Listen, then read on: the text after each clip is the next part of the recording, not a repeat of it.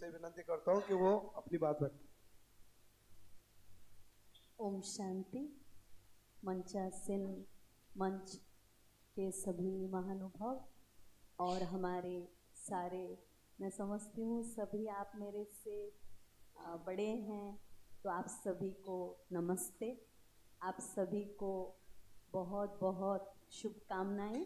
प्रजापिता ब्रह्मा कुमारी ईश्वरीय विश्वविद्यालय एक अंतर्राष्ट्रीय संस्था है, जिस संस्था का मुख्य उद्देश्य है कि हम कैसे हर एक व्यक्ति के अंदर जो चैतन्य शक्ति आत्मा है, उस आत्मा का कैसे हम अनुभव करें। जैसे भाई ने कहा, ना पुरुष ना स्त्री, हर आत्मा के अंदर जो शक्ति है वो शक्ति देने वाला ईश्वर है, जिसको हम परमात्मा भी कह सकते हैं, अल्लाह भी कह सकते हैं, वाहेगुरु भी कह सकते हैं। और उस ईश्वर, वो ईश्वर जो है वो एक है। इसीलिए हम सभी के अंदर उतने ही ऑर्गन्स हैं जितने दूसरे के अंदर है। तो इसका अर्थ ये है कि हमने ही ये सारे भेदभाव बनाए हैं और हमको ही ये भेदभाव को रोकना है। कहा जाता है, जत्र पूज्यन्ते नारी तत्र देवता रमन्ते।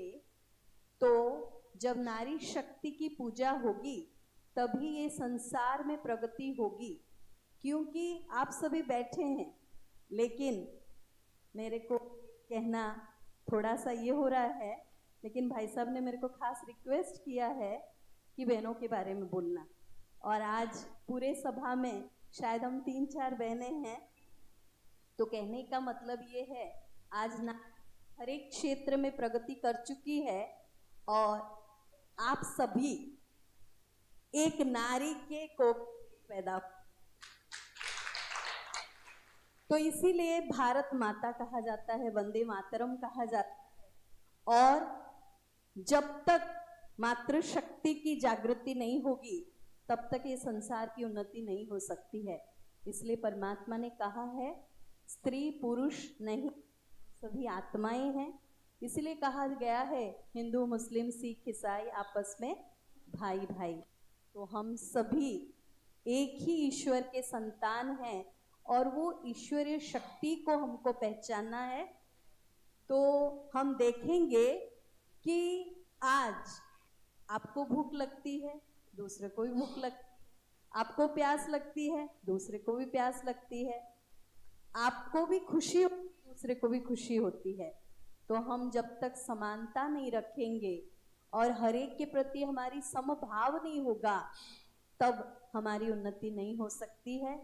अगर हम शांति के लिए सारे धर्म नेताएं बैठे हैं, तो पहले शुरुआत हम अपने से ही करना शुरू करेंगे। आप देखते हैं, किसी की मृत्यु होती है तो हम क्या कहते हैं कि उस आत्मा की शांति के लिए हम प्रार्थना करें। तो इसका अर्थ ये हो गया कि हम सभी का निज गुण है शांति। शांति हमारा स्वधर्म है, शांति हमको प्रिय है और शांति हमको पसंद भी है। तो उस शांति को बजाय रखने के लिए हमारे जब तक आत्मिक भाव नहीं होगा तब तक हम शांति को नहीं अपने जीवन में अपना सकते हैं। जब तक समभाव होगा तो ही उस शांति को हम बजाय रख सकते हैं और ऐसी शांति हम खुद में लाकर हम दूसरों को शांति प्रदान कर सकते हैं।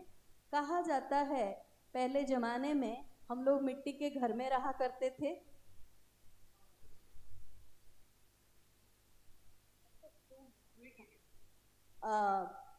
पहले हम मिट्टी के घर में रहते थे, बहुत कम साधन थे, लेकिन हम सुखी थे।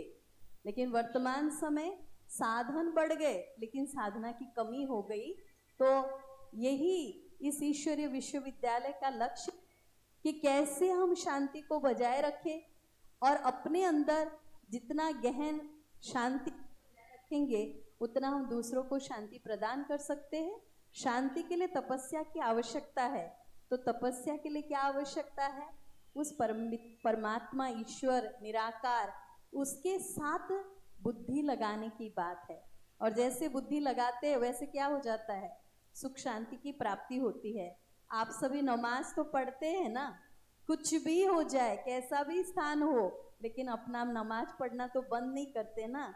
क्यों? क्योंकि वो परवरदिगार ऊपर बैठा है और आप जब उसको बुलाते हैं तो वो आपके पास आ जाता है। तो हम सभी का भी लक्ष्य है कि हम उस परवरदिगार, परमात्मा, ईश्वर, निराकार, जिसको हम शिव कहते हैं, कल्याणकारी, उस परमात्मा को हम सभी याद करें और उस याद से हम खुद भी शांत रहे और दूसरों को शांति करें। ओम शांति। Thank you. बहुत बहुत शुक्रिया। वैसे तो हमारे बहुत ही आदरणीय महाराज लोग बम्बई से, जो हमारे बहुत अच्छे दोस्त